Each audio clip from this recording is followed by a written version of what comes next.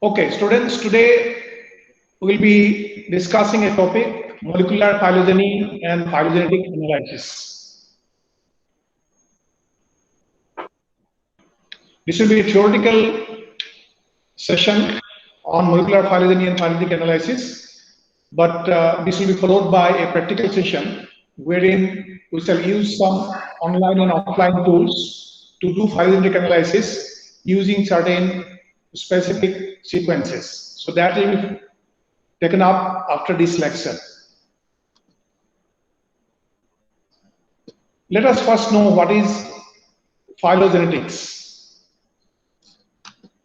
Phylogenetics is a branch of science that deals with the evolutionary relationship among organisms. So when we want to establish evolutionary relationship among different species or strains within a species, then the science that deals with this is called phylogenetics. Today, we mostly use the molecular data for doing phylogenetic analysis, and therefore, the phylogenetic terms is now limited to molecular phylogeny. That means use of molecular data to establish relationship among organisms. So that is called molecular phylogeny. So as you know, all species of the organism undergo transformation through various processes, particularly by mutation and by the genetic recombination processes, and thereby they undergo continuous changes in their physical and functional characteristics. And when such kind of evolutionary changes take place due to mutation or the genetic exchanges or recombinations, then finally a time reaches when the mutants may deviate from the wild type to a great extent, developing a new strain or in the long run a new species. So therefore, if we go for phylogenetic analysis, we can certainly trace back the evolutionary changes in the strains or species to establish their evolutionary relationship. Which one came to Earth earlier than the other, and what are the most closely related species of a certain species, and what are the distant species of a particular species. And at times we can also trace the ancestor, the original species from which other species have evolved due to evolutionary events like mutation and genetic exchange or genetic recombination. Now, based on the analysis of molecular data obtained from genomics or proteomics experiments, we can establish such kind of relationship among species, and that is called the molecular phylogeny or phylogenetic analysis. On the basis of the result of phylogenetic analysis, we can also draw a graphical presentation of the relationship of this species in the form of a tree, which is usually referred to as a phylogenetic tree. So the ancestor in the tree will lie on the root of the tree, and gradually it will generate the branches of the tree whenever the original ancestor deviates from its original genetic characteristic to produce variants which are separated to different species in different time in the evolution. So this is usually referred to as a phylogenetic tree. So certainly there will be many branches in the tree, and there will be many leaves on the tree. Each of the leaves will represent each of the components of the tree, whether it is a species, genus, or a strain of an organism. So we shall discuss about the entire process of phylogenetic analysis, discuss about the methods to be used, how they are used to interpret the relationship among the organisms, and how to draw the phylogenetic tree based on the molecular data in this particular session. So, earlier to use of the molecular data for phylogenetic analysis, people also used to establish the evolutionary relationship among species by use of the data based on empirical characteristics. Particularly, it started with the morphological characteristics, then biochemical characteristics, and now, of course, we rely more on the molecular characteristics. So initially, attempt was to use certain phenotypic data like morphological features of organisms to compare their characteristics and to arrive at a conclusion regarding the variation among the species.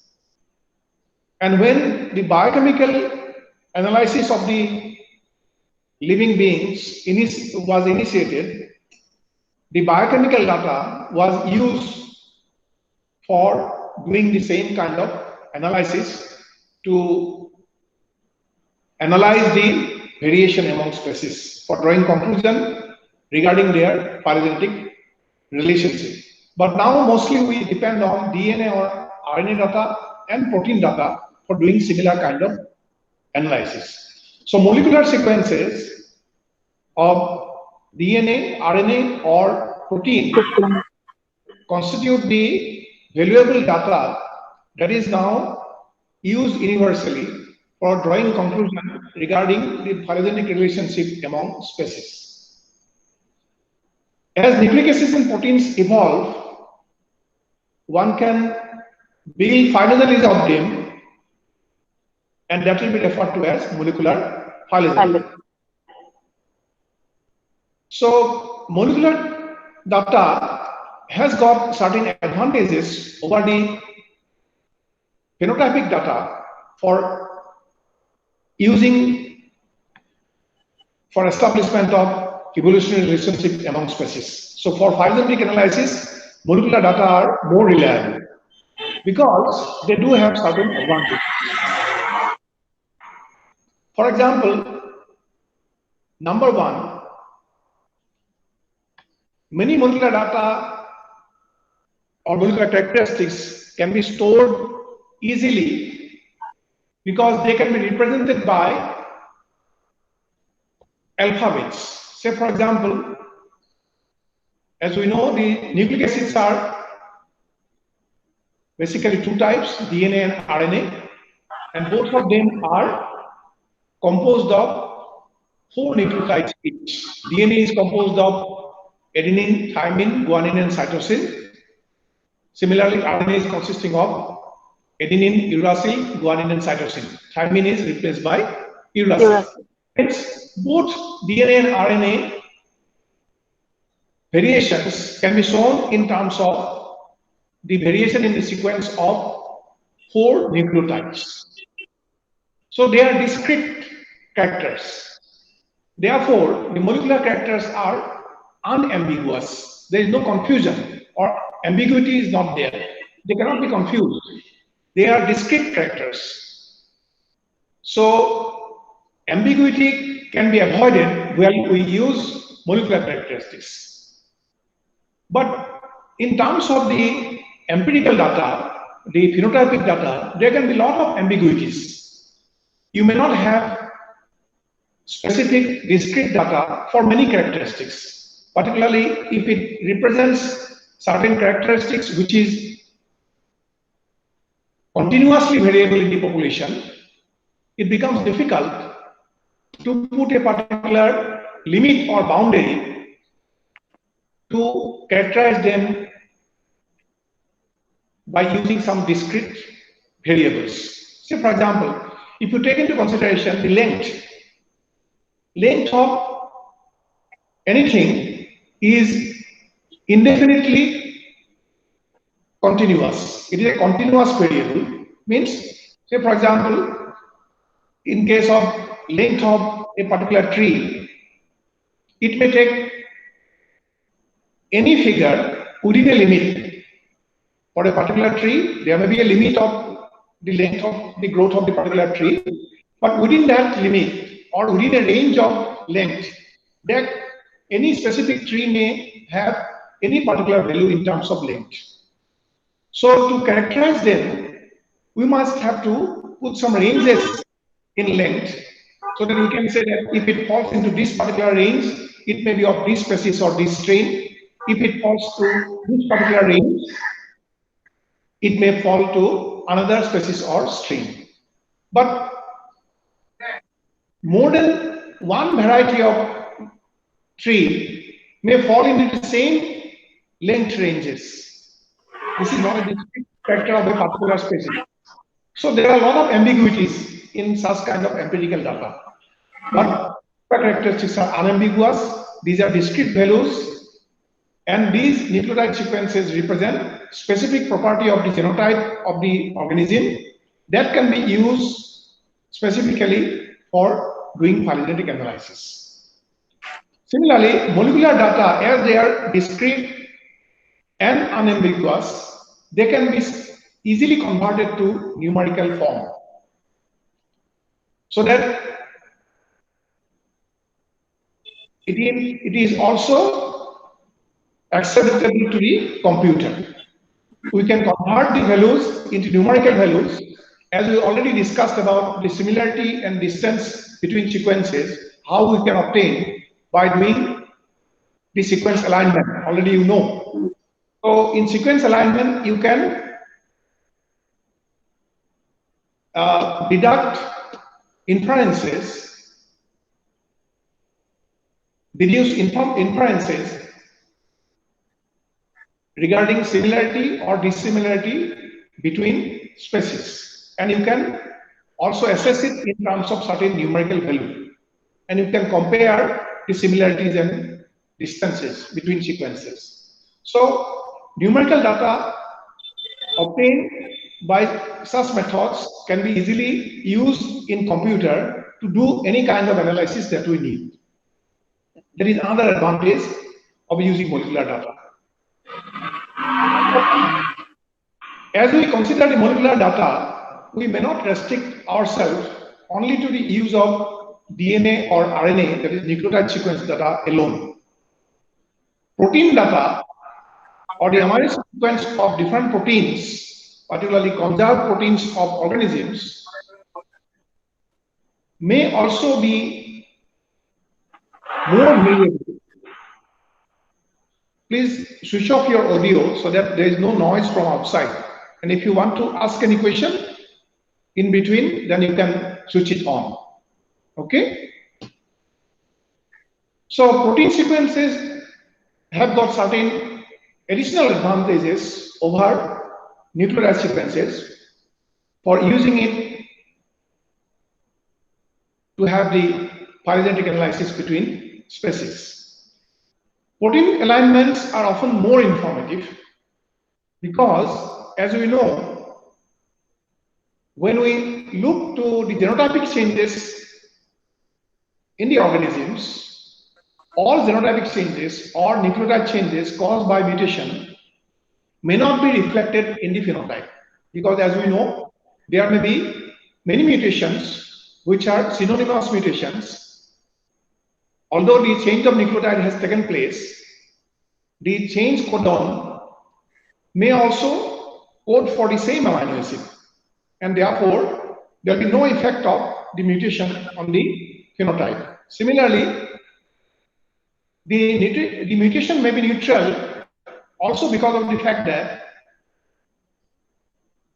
the same genotype may code for another amino acid which may belong to the same physicochemical group of amino acid, and therefore property wise there will be no change in the amino acid sequence, and therefore no impact will be there in the function of the protein, and there will be no impact on the phenotype. So if we look into the amino acid sequences, it gives better idea about the changes in the genotype that may cause certain variation in the phenotype, because whether some amino acid is getting changed with the mutation, that can be detected only when we putting alignments. Please switch off your audio. Someone of you is keeping the switch on, that is why it is creating noise. There are 20 amino acids against 4 nucleotides. So 4 nucleotides of the nucleic acids, both of RNA and DNA, can be giving us variables in terms of codons only to around 64 codons that we know. And out of 64 codons, 61 codons are functional and 3 codons are said to be the stop codons. They are not functional. They do not code for any amino acid that we know.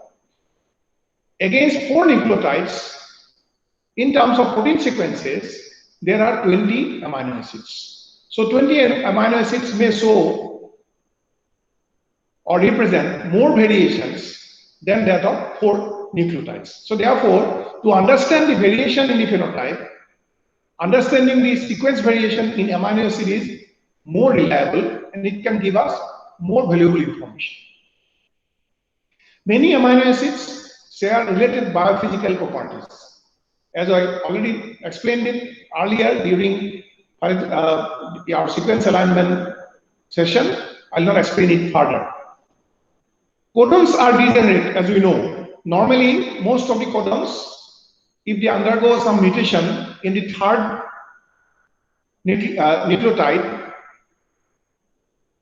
there is no impact on the amino acid, because a change in the third nucleotide of a codon normally do not change the coding amino acid, because the codons are degenerate on the third nucleotide. Protein sequences usually offer a longer look-back time. Normally, a change in protein sequence or amino acid sequence takes place by evolutionary changes taking place in the genotype by mutation over a longer stretch of evolutionary time, evolutionary period. Because all changes in the genotype due to mutation are not reflected in the change of amino acid, as already we have learned. So when we find a change in the amino acid, we can easily understand that it might have taken a very long evolutionary time period for getting that change happening in the amino acid sequence. And during the process of evolution, many previous genotypic changes caused by mutation might have been ignored because they did not reflect the change in the amino acid sequence. So amino acid sequences usually represent a longer period of evolution. The DNA sequences can be translated into protein, but the protein sequences cannot be reverted back, or reverse translation cannot be done to get back the DNA sequences. As we know, that there are multiple codons for most of the amino acids, and therefore you cannot specifically go back or trace back the original codon based on which a particular amino acid has been formed after translation of a particular gene has taken place. Okay, so from DNA sequence, you can predict the protein sequence. First, you can convert the DNA sequence into RNA sequences, and then based on the RNA sequence, by translation, the protein sequence or the amino acid sequence is generated. And therefore, from a protein sequence, based on a protein sequence, you cannot get back the DNA sequence, because for a particular amino acid, more than one codons may exist in the DNA, but it is not possible to trace back from which codon a particular amino acid has been generated in a particular species. Now, these are the different codons. Already we know about it. As I said, that out of 64 different combinations of 3 nucleotides, which generate 64 codons, 3 codons are non-functional, or they do not represent any amino acid. They are UAA, UAG, and UGA, commonly referred to as ochre, amber, and umber.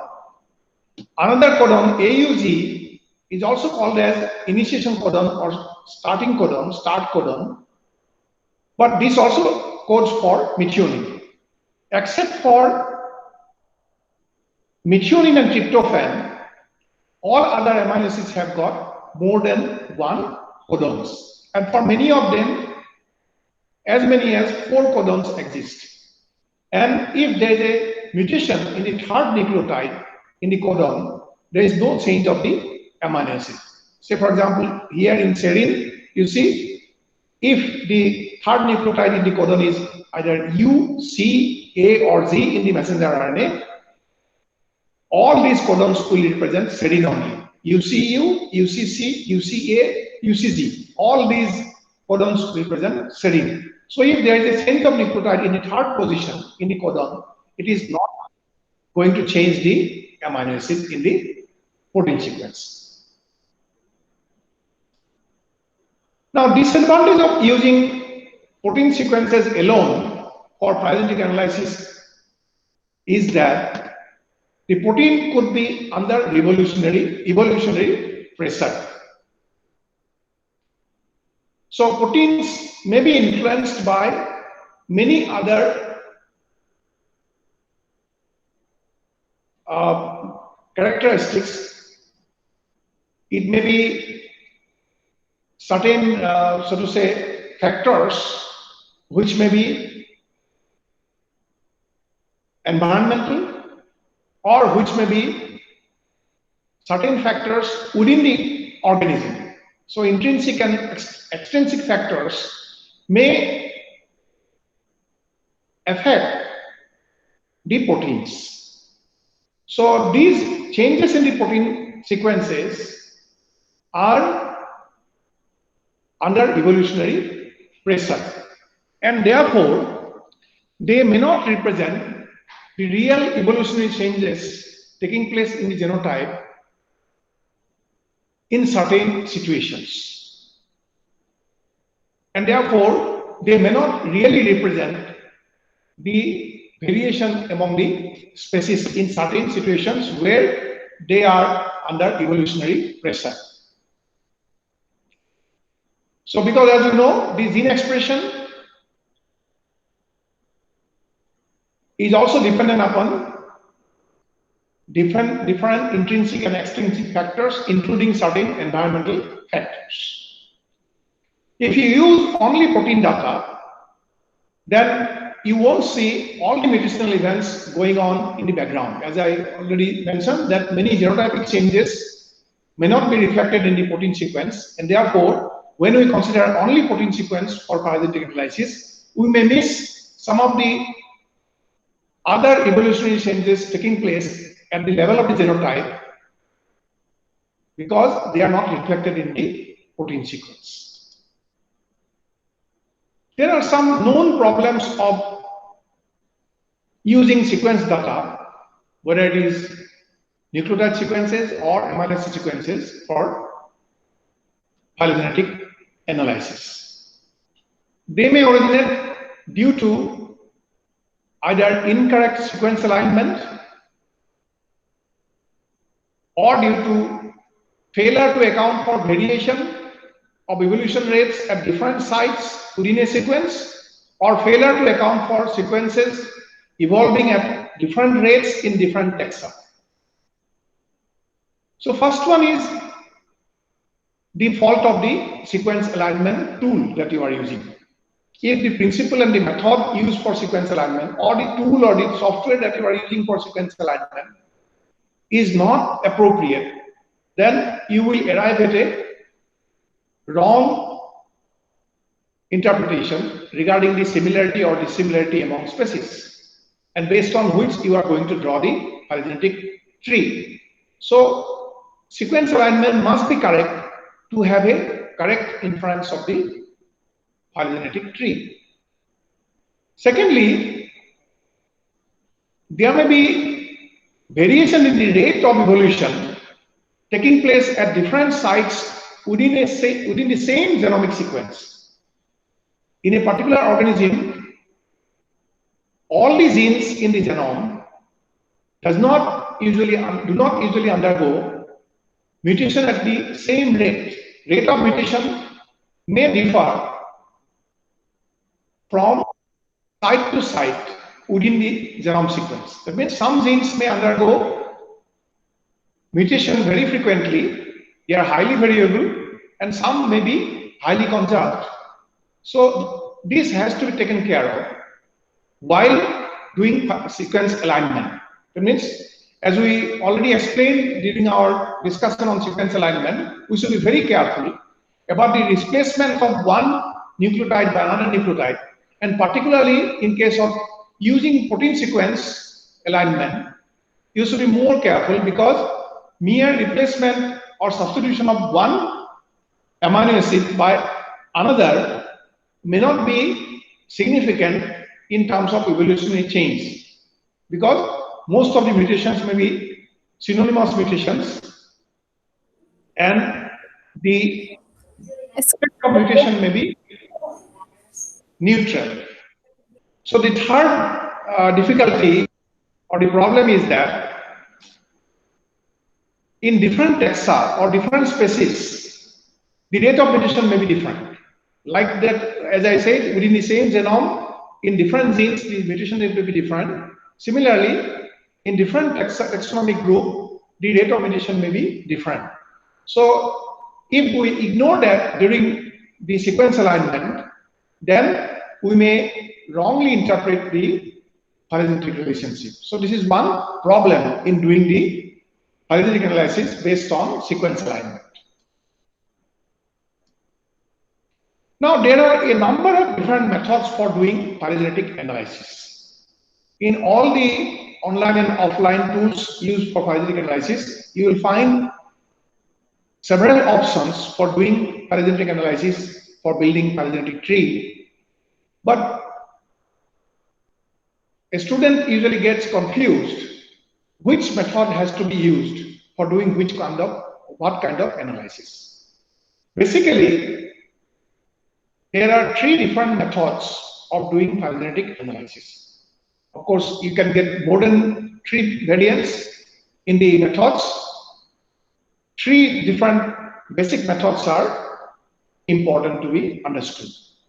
They are maximum parsimony, distance matrix method or distance method, and maximum likelihood method.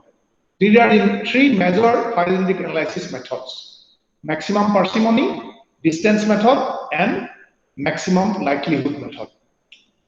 Now, based on the data and specifically based on the sequence alignment results, we shall have to decide which method will be suitable for a particular set of data.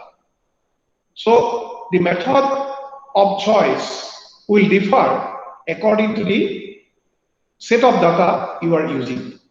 So we will decide about the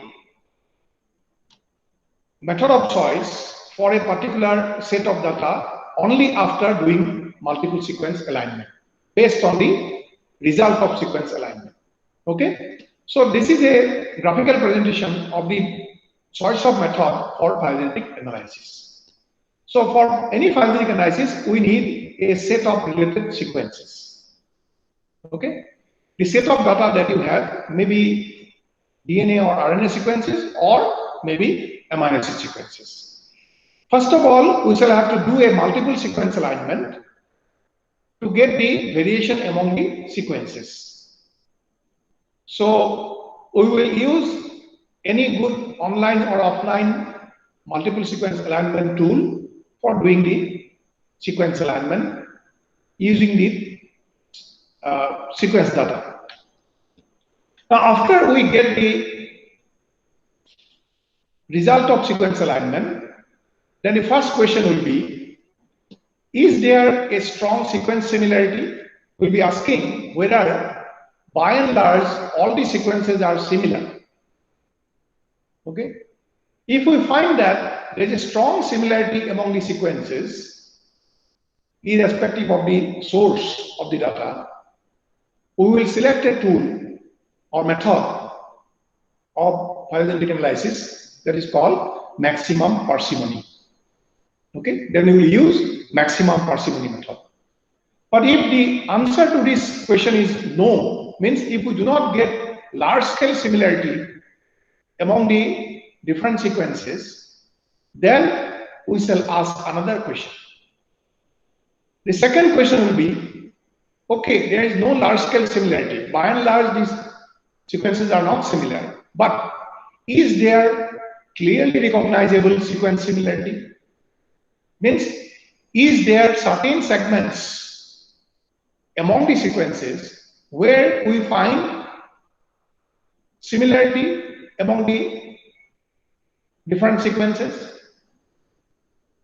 Okay, if there is no large scale similarity, if some similarities which can be clearly recognized in certain segments of the sequences among or across all the sequences, if our answer to this query is yes, means if there is some local similarity in certain segments clearly visible, then we will select distance methods or distance matrix methods. Then if our answer to this query is also no, that means even there is no sequence similarity at all which is clearly recognizable, then we shall take the third method, maximum likelihood. Okay. So after doing the analysis by using the specific method of choice, then we will further validate the phylogenetic analysis by certain statistical methods that we will discuss to analyze how well the data support the prediction. Now, as I already said, maximum parsimony, distance methods, and maximum likelihood. These are the most commonly used methods. So, molecular data used to generate phylogenetic trees may fall into two categories. Some of them may fall into the category where the data is represented by characters, and in others, they may be represented by distances or the differences or dissimilarities. Okay? Now, how the similarity and dissimilarities between sequences are measured by sequence alignment, that has been already discussed. I'll not go into that. You know about how to score the variations or similarities or differences among the species or the sequences that already we know. So this is one matrix, scoring matrix, PAM 250. As we said, BLOSSOM and PAM series are commonly used for sequence analysis of amino acid sequences. So this is one matrix. which is called PAM 250. I'll not take it on further. You already know how this matrix is built. Now, as I said, that there are three methods: maximum parsimony, distance matrix method, and maximum likelihood method. But out of these three methods, distance matrix methods itself has got three different methods. So distance matrix methods can be of three different types. They are UPGMA, or unweighted pair group method with arithmetic mean, neighbor joining method, or Fitts and Margolius method. The first two, UPGMA and neighbor joining method, these two methods are more commonly used than the third. So we shall discuss a little bit about these two. Now, UPGMA is the oldest and simplest of all methods, which was proposed in 1960. So this is a statistically based method. Now, let us discuss how, based on the alignment score showing the variation or distance between sequences, by using UPGMA method, we can draw a phylogenetic tree. So, how the UPGMA method builds a phylogenetic tree based on the distance score among the sequences. Suppose we have got four sequences, A, B, C, and D. After doing the sequence alignment, we found that the distance score or dissimilarity score, not dissimilarity score, these are distance scores. Distance scores can be plotted in a graphical manner like this. You see, in a tabular manner. So A to B variation is 4. That means distance score between A and B sequences have been determined as 4. Distance between A and C is 9. Distance between A and D is 20. Similarly, B to C distance is 9 or 7. B to D distance is 18, and C to D distance is 17. So we find out pairwise distance of each of the sequences from others. Now, based on this distance score, which was obtained from the sequence alignment, we are to draw conclusion regarding the phylogenetic relationship among these four sequences by use of UPGMA. So, as the name itself is UPGMA, means unweighted pair group method with arithmetic mean. In this method, we group the different sequences into pairs. That means we compare them in terms of pairs. Each of the sequences distance score will be compared with other in terms of pairs, and we take a arithmetic mean, means average. We'll take the average value. And it is unweighted method, means we will not put up any weight, or we will not consider any variation existing between the different averages or means. We will give equal weightage to all the means in the process. So that is why it is called UPGMA method. So the principle is that first of all we should take the closest relative.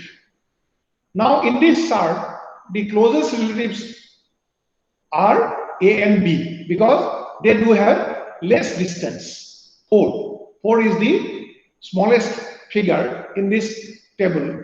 That means A and B are more closely related to each other. So the value 4 is for two different sequences, A and B. So if we calculate the branch length of the tree, we have to take the average of the two. So average distance between A and B, to calculate the branch length, we shall take an average or arithmetic mean. So distance between A and B is 4. So it is divided by 2, so equal to 2. So 2 will be the branch length to show the relation between A and B. So how it will be shown? So it will be shown like this. We will draw two perpendicular lines connected by a horizontal line to represent the distance between A and B. A and B are two sequences. We have written like this, and from them we have drawn two perpendicular lines of the length of 2 unit. 2 unit means it may be in centimeter, it may be millimeter, it may be inches, anything, any 2 unit. And then after drawing them, we have joined it by vertical line. So these perpendicular lines will represent the average score of distance. So now the average score of distance is 2. So we have drawn it in the scale of 2. Clear? So the first variation between A and B have been shown by this particular figure. Now go back to the calculation. Now we have found out the distance between A and B, and we drew the horizontal tree to show the distance between them. Second step will be to consider A and B as one unit, A and B as a single unit. Okay? So while we take A and B as a single unit, then we can define the distance between C and the combined group of A and B. That means distance between AB and C as distance between A to C plus distance between B to C divided by 2. So distance between AB and C will be equal to distance between A and C plus distance between B and C divided by 2. Okay? So already we know the distance between A and C and B and C are known to us. We'll go back to the previous table. Distance between A and C is 9 and distance between B and C is 7. So these figures are 9 plus 7 divided by 2. 16 by 2 is equal to 8. So we can say that average distance between C and AB group is 8. Similarly, if we want to find out distance of A and B from D, the calculation will be like this. Distance of A to D plus distance of B to D divided by 2 is equal to 12t plus 20 plus 18 divided by 2 is equal to 19. So now we will change the table and plot the figures or distances once again by taking AB as a single group, because we have already calculated the difference or distance between AB and other sequences. So distance between AB and C is 8, so we have put 8 here. Distance between AB and D is 19, so we have put AB to D 19 here. Then C to D is 17, already it is known, already it was there in the previous table, so C to D will remain as it is. So this is the new table showing distance among the different components, taking AB as a single entity. Now, in this particular table, we are to find out the closest relative.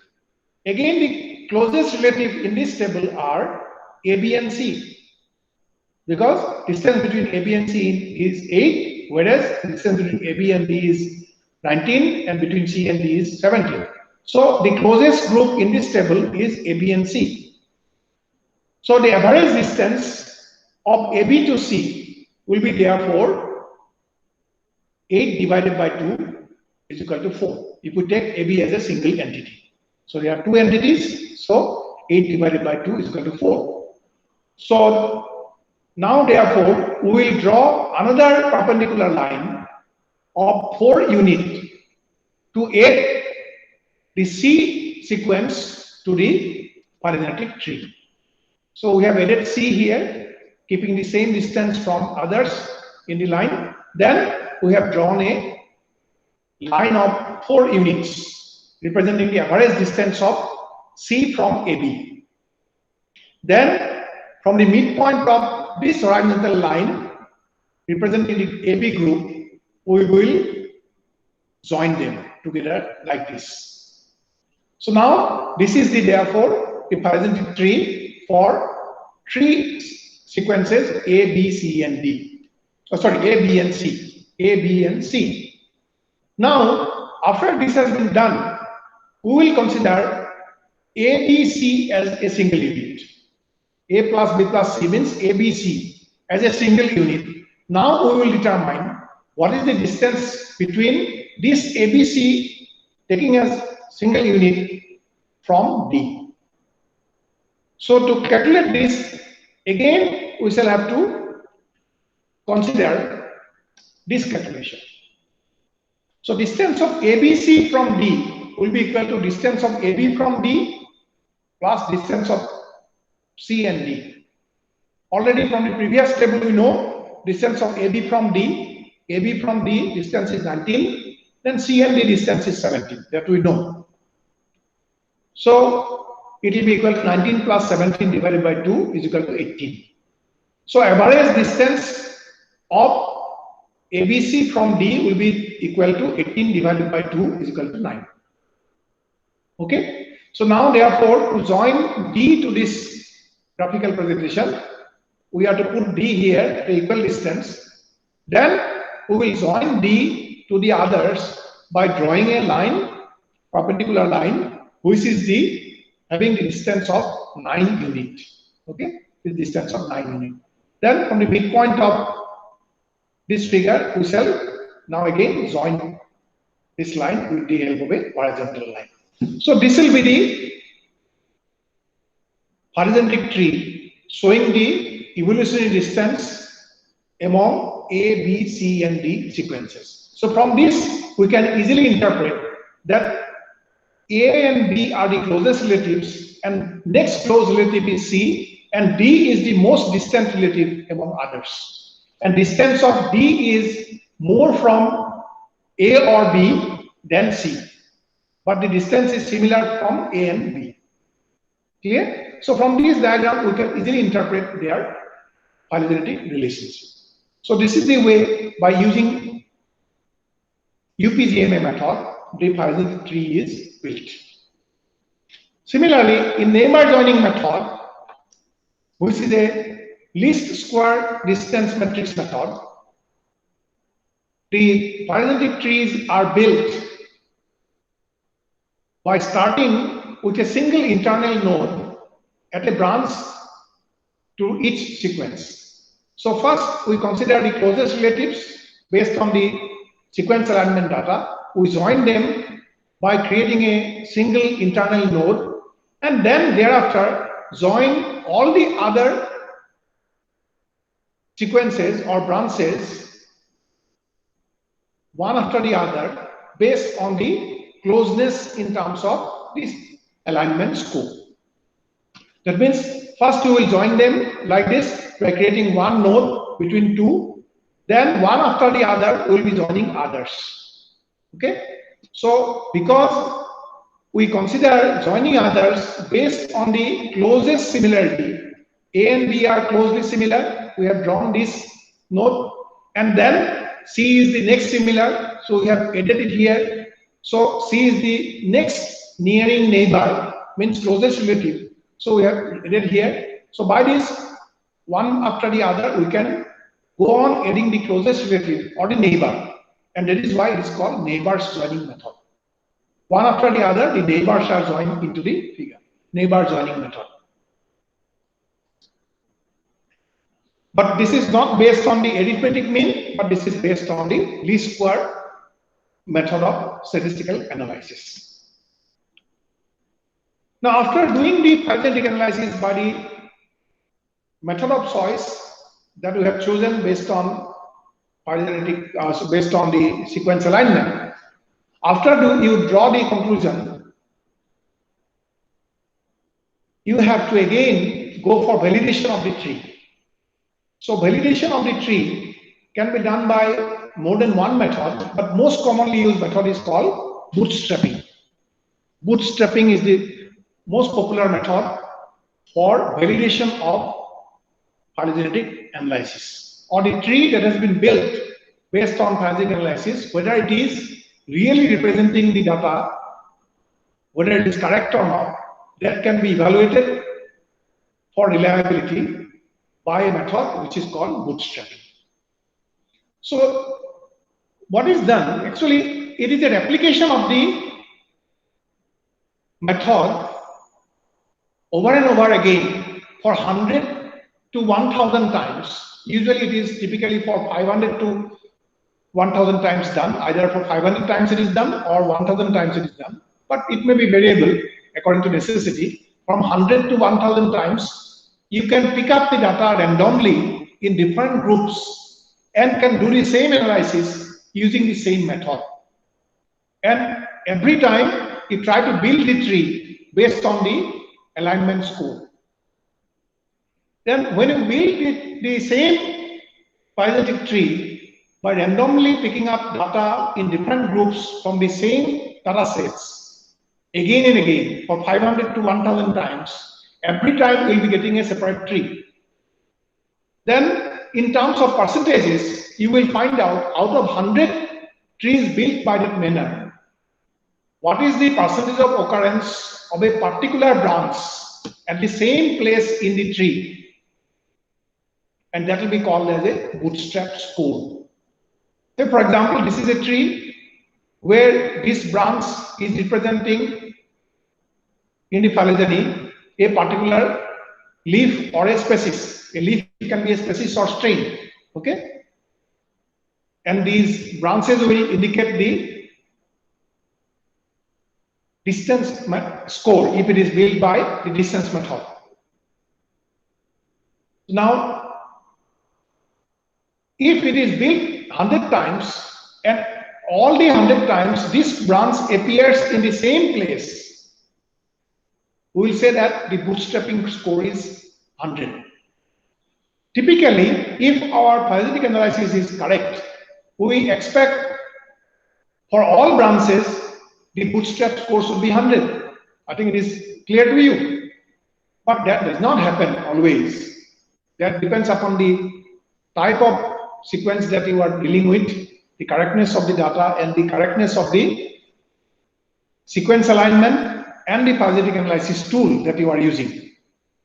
So normally, if it is more than 70% in all the branches, it is a very good tree with high level of reliability.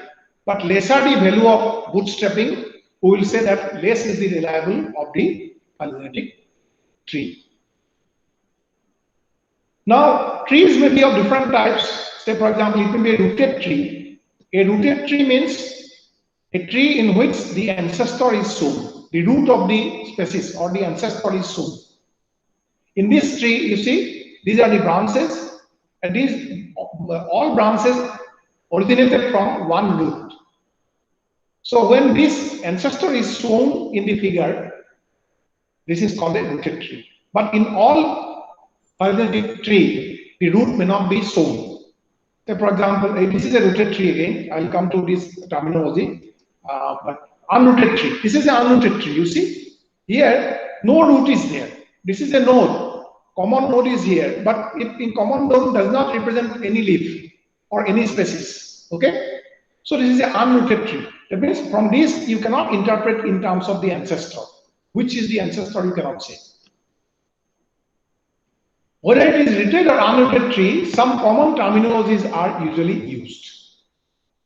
The terminologies are, say, root, already we know about that, then branch, branchlet, node, clade, etc. So these are the definitions of the terminology used in phylogenetic tree. A node represents a taxonomic unit. This can be either an existing species or an ancestor.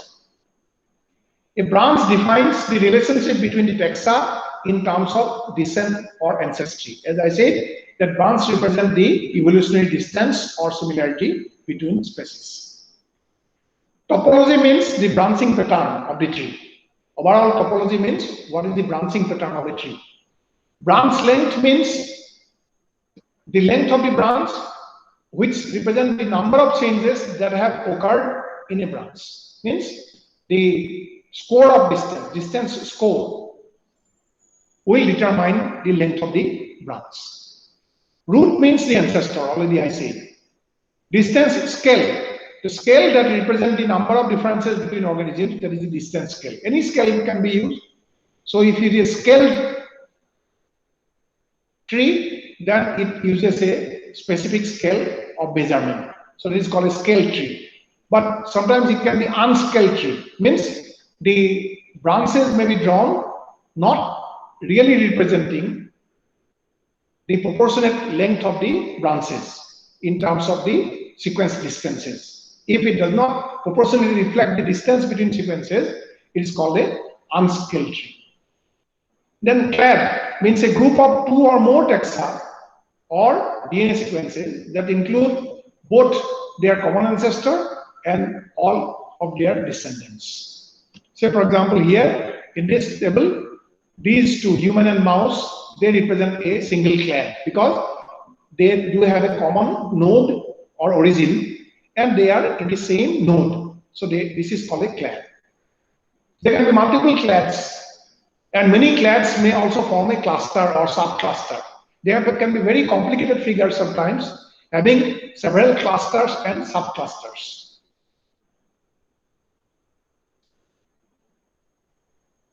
I'll not go into detail, but as I already say, there can be scaled branches or unscaled branches.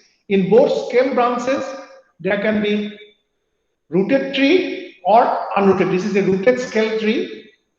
That this is rooted unscaled tree. You see, roots are there, but it is unscaled. Unrooted unscaled tree or unrooted scale tree. This is a unrooted scale tree, and this is unrooted unscaled tree. Why it is a scale tree? Because here the distances shown by the length of the branches represent the alignment score that you have already calculated based on the similarity or dissimilarity among the sequences. So this is represented by a particular unit. Okay, so this is proportional in length, but here such unit is not followed, and therefore it is called an unscaled tree, and this is a unscaled unrooted tree because there is no root. So this is one tree to show what is called an outgroup. You see, when we want to see the variation among the similar sequences, normally we find out the phylogenetic relationship among certain similar sequences only.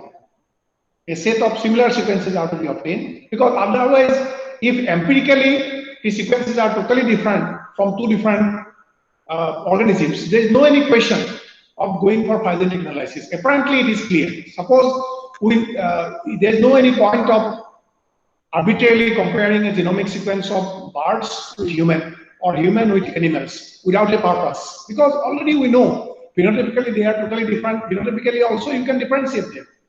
But genotypic variation are important when you cannot definitely conclude regarding the relationship between species. Say, for example, this is a typical example: chimpanzee, gorilla, orangutan. Of course, there is another that is called gibbon, which is not included here. These are the 4 species which are usually called as humanoid apes. They are humanoid apes. They are human-like primates: chimpanzee, gorilla, orangutan, and gibbon. Now these 4 species, all of them are similar to human being in terms of their morphological features as well as their other physical and functional characteristics. But it was not known till the advent of genomic era whether human beings evolved from chimpanzee, gorilla, orangutan, or gibbon, because they were all similar. It was not clear which one among the 4 humanoid apes was the ancestor of human being in the evolution. But now when the whole genome sequences are available, we can plot them like this. based on the phylogenetic analysis. So after phylogenetic analysis based on the whole genome sequences are built, then it was found that human beings are closely related to chimpanzee.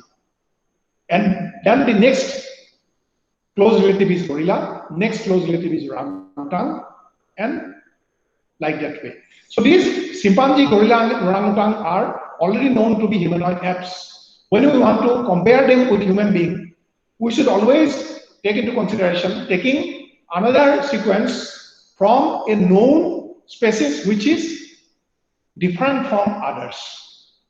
Say for example, here baboon sequence we have taken intentionally so that after phylogenetic analysis, if the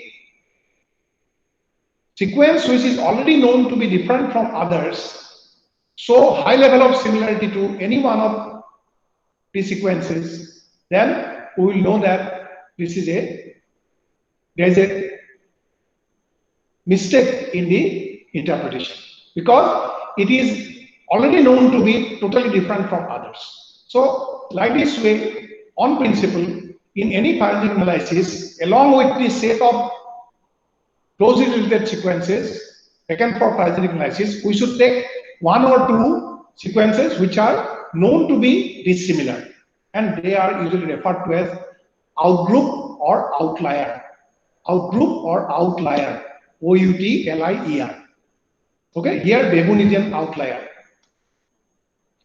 So what are the requirements for phylogenetic analysis then? As we know, for phylogenetic analysis, we need to have a set of related sequences, either nucleic acid or protein sequences. And preferably, that should also contain one outlier or outgroup. That means unrelated sequence. One unrelated sequence should also be included. Then, first step in any phylogenetic analysis is a sequence alignment. So we must have to have a multiple sequence alignment tool, either Clustal X or Clustal W or any other, whatever you choose. Then we need to have a phylogenetic analysis tool. Either we can use Phylit, POP, or MEGA, or any other tool. Then, after the analysis tool has built the phylogenetic tree, to visualize the tree, in case of certain tools, you may require an additional tool called tree viewing software or tree viewing tool like TreeView, but this is optional. In most cases, it may not be required. In case of Phylit, when you use Phylit for phylogenetic analysis, then you require TreeView for visualizing the tree. But for POP and MEGA, without the TreeView also, automatically the tree is built and visualized. So these are the four components, or basically three components that are necessary for doing phylogenetic analysis. So in the next class, we will use Clustal X for sequence alignment, and then MEGA version 6 for doing phylogenetic analysis, and we will see how phylogenetic analysis is done and how the phylogenetic tree is built and how we go for bootstrapping analysis for testing the reliability of the phylogenetic tree. So thank you for today, for being patient to listen to the theoretical concept of phylogenetic analysis. So we'll be taking on the practical aspect in the next class. Thank you very much. Thank you, sir. Okay, sir.